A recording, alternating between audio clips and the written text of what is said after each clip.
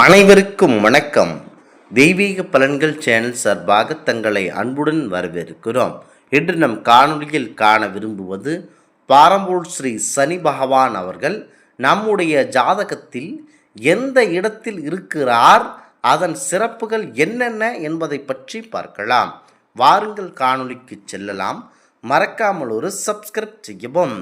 ஜோதிட சாஸ்திரத்தில் சனி பகவான் அவர்கள் ஒருவருடைய ஜாதகத்தில் 1 முதல் 12 வீடுகளில் எந்த வீட்டில் அமர்ந்திருக்கிறார் என்பதை பொறுத்து அவர்களுடைய வாழ்க்கை முறை மற்றும் பலன்கள் மாறுபடும். அதனை பற்றி துல்லியமாக நீங்கள் தெரிந்து கொள்ள வேண்டும். முக்கியமாக ஜோதிடத்தில் முக்கியமான கிரகமாக இருக்கக்கூடியவர்தான் சனீஸ்வரர். ஜாதகத்தில் சனி பகவான் கர்ம, வினை, தொழில், ஆயுள் மற்றும் ஒழுக்கத்திற்காக அதிபதியாக இருக்கிறார். அவர் ஒருவருடைய ஜாதகத்தில் 1 முதல் 12 வீடுகளில் எந்த வீட்டில் அமர்ந்திருக்கிறார் என்பதை பொறுத்து அவரது வாழ்க்கை முறை மற்றும் பலன்கள் மாறுபடும். உங்கள் ஜாதக கட்டத்தில் லக்னத்திற்கு எத்தனையாவது வீட்டில் சனி இருக்கிறார் என்று பாருங்கள். அதற்கான பொதுவான பலன்களை நாங்கள் கூறுகிறோம். அது எப்படி பார்ப்பது, அது எந்த வீடு எப்படி இருக்கும் என உங்களுக்கு தெரிய வாய்ப்பு இல்லை. ஆகவே அது எப்படி என்றால், ஒருவருடைய ராசி எனக்கு மேச ராசியாக இருக்கிறது என கூறுவார்கள். அதாவது ராசி என்பது வேறு, லக்னம் என்பது வேறு. நட்சத்திர பாதை, அமைப்பு, நேரம் இவற்றை துல்லியமாக கணித்து லக்னத்தை அமைப்பார்கள். அதாவது லக்ன இடத்திலிருந்து 1, 2, 3 ராசி கட்டத்தில் மொத்தம் 12 கட்டம் இருக்கும். ஆகவே ராசி கட்டத்தில் 1 என்பதால் 1ஆம் வீடு. வீடு என்றாலும் அதிபதி என்றாலும் ஒன்றுதான். ஆகவே லக்னத்திலிருந்து கணக்கெடுத்து கொள்ள வேண்டும். உங்களுடைய ஜாதகத்தில் சனி, குரு, புதன், அடுத்ததாக சுக்கிரன், குரு, சனி என இருக்கும். அந்த லக்னத்திலிருந்து நீங்கள் எண்ணிக்கொள்ள வேண்டும். சனி எத்தனாவது இடத்தில் இருக்கிறார் என்பதை எண்ணி வைத்து கொள்ள வேண்டும். அதாவது கணக்கெடுத்து கொள்ள வேண்டும். அப்படி சனி பகவான் அவர்கள் 1ஆம் வீட்டில் அமர்ந்தால் என்னென்ன நடக்கும் என தெரிந்து கொள்ளுங்கள். சனி பகவான் 1ஆம் வீட்டில், அதாவது சனி பகவான் லக்னத்தின் முதல் வீட்டில் இருந்தால் நீங்கள் மிகவும் பொறுமையானவர்களாகவும் முதிர்ந்த சிந்தனை கொண்டவர்களாகவும் இருப்பார்கள். அதாவது இளம் வயதிலேயே இவன் கிழவன் போல பேசுகிறானே, இவனுக்கு எப்படி இந்த வயதில் இவ்வளவு அறிவு என பெரியவர்கள் சொல்வதை கேட்டிருப்பீர்கள். இந்த மாதிரியான குணநலன்களை கொண்டிருப்பீர்கள். எதையும் யோசித்து நிதானமாகவே செயல்படுவீர்கள். சனி பகவான் என்பவர் கெட்டவர் என மக்கள் மத்தியில் இருக்கிறது. அது அப்படியல்ல. அவர் நீதியின் முழு வடிவம். ஆகவே அவர் அமைதியுடன் சிந்தனையுடன் இருப்பார்கள். நல்லவர்களுக்கு அதிகம் நல்லது செய்வார். தீயவர்களுக்குத்தான் அதிக தீமை இழைக்கக்கூடியவர் சனீஸ்வரர்.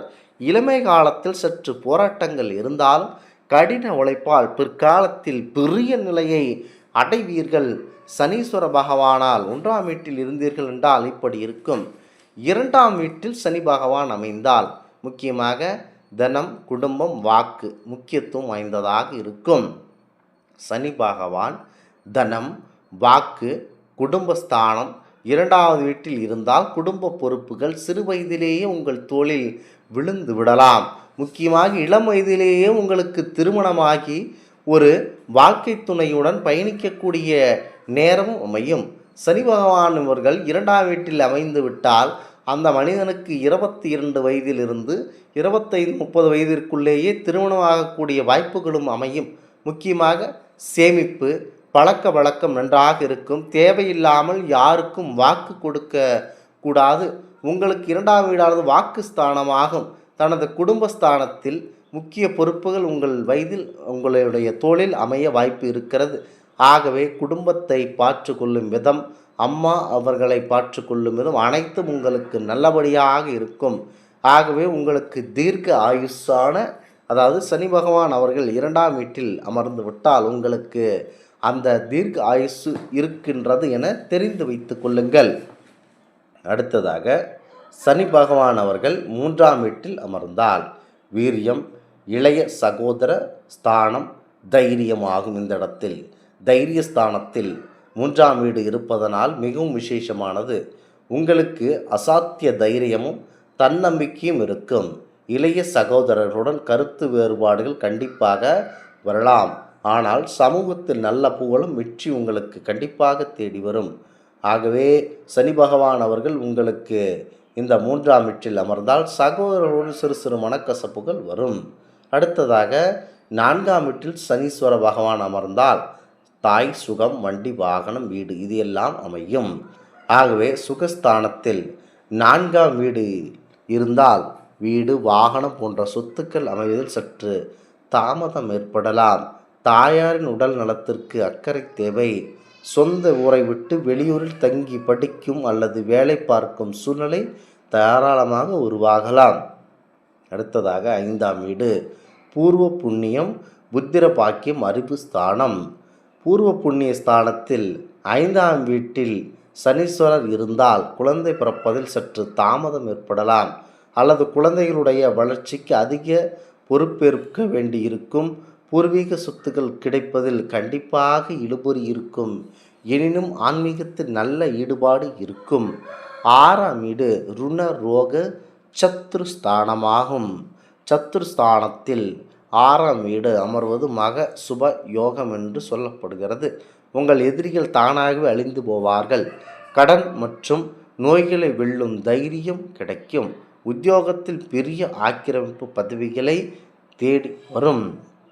7ஆம் வீடு களத்திர ஸ்தானம், திருமணம், கூட்டு தொழில் ஸ்தானமாகும். களத்திர ஸ்தானத்தில் 7ஆம் வீட்டில் திக்பலம் பெறுகிறார்கள். இதன் காரணமாக திருமணம் சற்று தாமதமாக நடக்க வாய்ப்புண்டு. ஆனால் முதிர்ச்சியான பொறுப்பான வாழ்க்கை துணை அமைவது உறுதி. கூட்டு தொழிலில் வெளிப்படைத்தன்மை கண்டிப்பாக அவசியம். 8ஆம் வீடு ஆயுள் ஸ்தானம். ஆயுள் ஸ்தானத்தில் இது பெண்களுக்கு மாங்கல்ய ஸ்தானம் என்று கூறுவர். முக்கியமாக ஆயுள் ஸ்தானத்தில் 8ஆம் வீடு இருந்தால் தீர்க்க ஆயுள் கிடைக்கும். அஷ்டம சனியாக இல்லாத பட்சத்தில் திடீர் அதிர்ஷ்டங்கள், இன்சூரன்ஸ் அல்லது உயிர் மூலமாக பணம் கிடைக்க வாய்ப்புண்டு. நேர்மையான வழியில் நடப்பது ஆபத்துகளை தவிர்க்கும். 9ஆம் வீட்டில் சனீஸ்வர பகவான் இருந்தால் இது பாக்கியஸ்தானம், தந்தை ஸ்தானம், தர்மம் அனைத்தும் இருக்கும்.